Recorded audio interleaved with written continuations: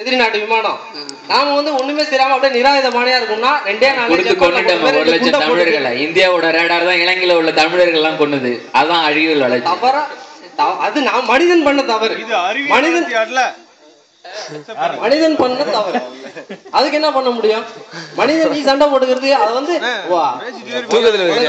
எனக்கு என்டி ஆயுதம் இருக்கு அப்படிதான் நீ எடுத்து போற. இந்தியா இந்த 5 அப்படியே எடுத்த உடனே அக்னி 5 கண்டுபிடிச்சு அப்படியே எடுத்து அமெரிக்கா மேல விட்டுச்சா? வளர்ந்த நாட்டுல இல்ல இருக்கு.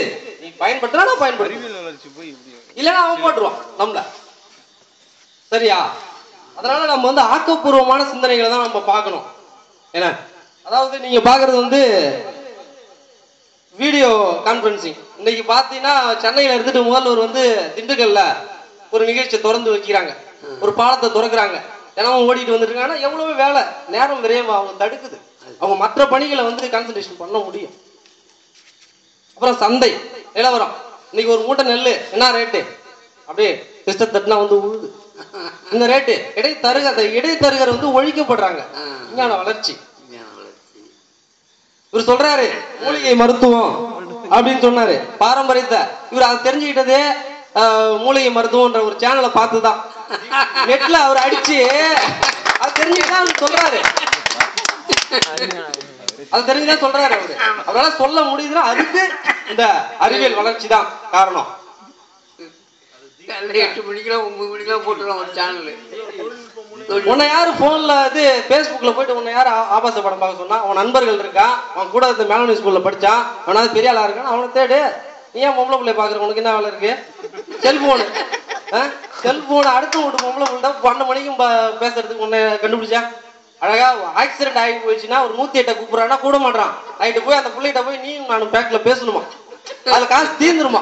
இந்த 2 ரூபாய் போட்டு ஆக்சிடென்ட் ஆகி அடிபட்டு இதுக்கு பயன்படுத்த மாட்டாரா? இவரு இதுக்கு பயன்படுத்த மாட்டாரா? ஹெட்போன் அழகா போட்டுக்கிட்டு டிக்கெட் வருதா அண்ணா வர இடத்துல. இது வந்து அறிவியல் வளர்ச்சி தப்பு கிடையாது, மனுஷனோட தப்பு. அறிவியல் மேல எல்லாத்தையும் கொண்டு திணிக்க கூடாது. அறிவியல் நல்லதுக்கு தான் கண்டுபிடிச்சான், தவறா பயன்படுத்துறோம். அதுதான் ஆமா பர்சன்டேஜ் தான் முக்கியம். பர்சன்டேஜ் சொல்றேன். அதனால வந்து கெடுக்கிறதுக்காக 90% உருவாக்கி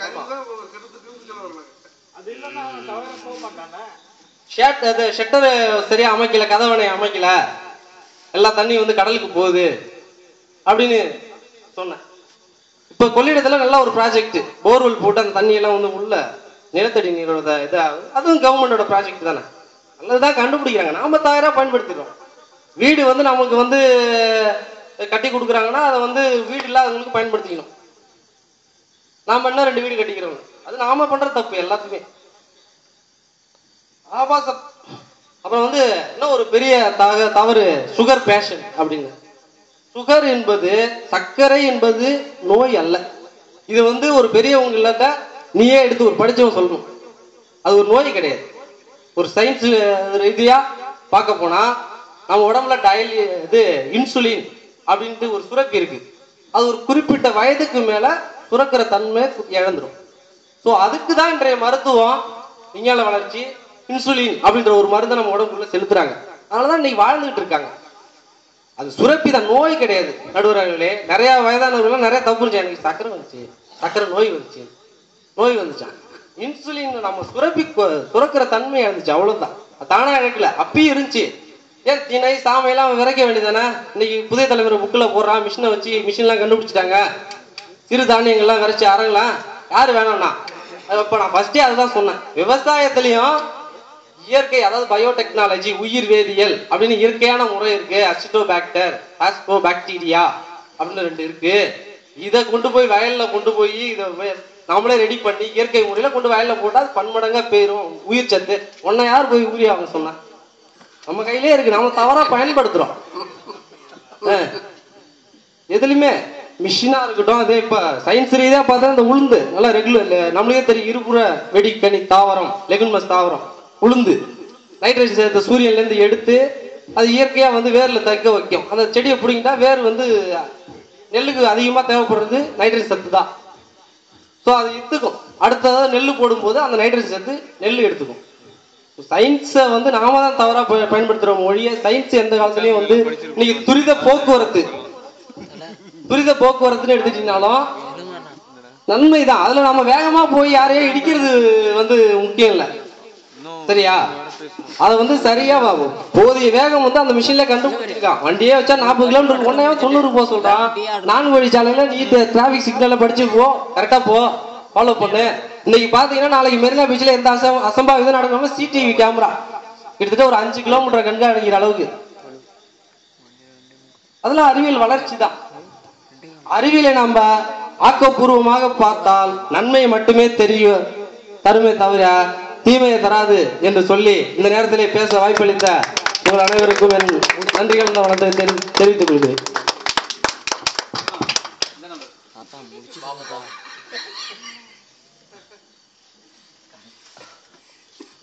இன்றைய பட்டிமன்றத்தின் நிகழ்ச்சி நிறைவாக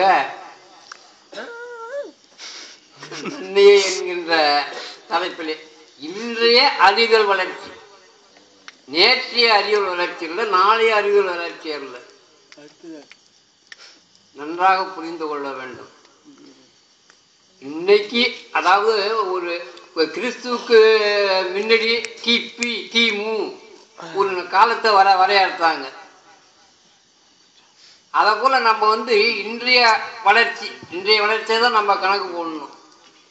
அது நன்மையா தீமையா அப்படிங்க நல்ல அது தலைப்பு தான். அதில் ஒரு பெரிய ஒரு சிக்கலான தலைப்பான எதை சொல்றது எதை போகிறது. வளர்ச்சின்னு அவங்க சொல்றாங்க, வளர்ச்சி இல்லைன்னு இவங்க சொல்றாங்க. என்ன இதை நாங்கள் குழப்பிட்டு உட்காந்துருக்கோம், என்ன சொல்றதுன்னு. அதனால இன்றைய அறிவியலின் வளர்ச்சி இது ரொம்ப நல்ல இது. அதாவது நோக்கர் உரையாக வந்திருக்கக்கூடிய மாப்பிள்ளை பாண்டியன் அவர்கள் கூட நிகழ்த்துவார்கள். நோக்கர் அதாவது இதனுடைய முடிவு என்னங்கிறது அவர் சொல்லுவார். அப்புறம் நான் என்ற முடிவு நான் சொல்லிடுறேன். அப்படி எடுத்து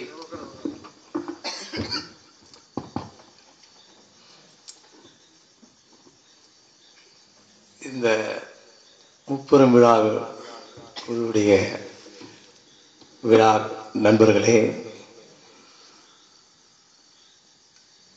இந்த பட்டிமன்றத்தினுடைய தலைவர் கவிஞர் மாமா அவர்களே,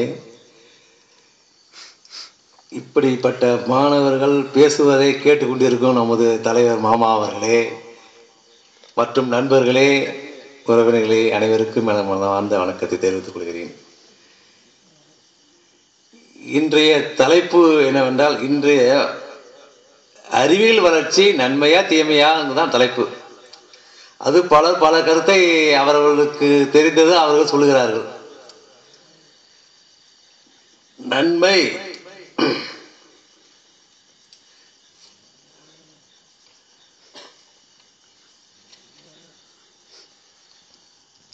வெற்றி செல்வன் அவர்கள் சொன்னார்கள்,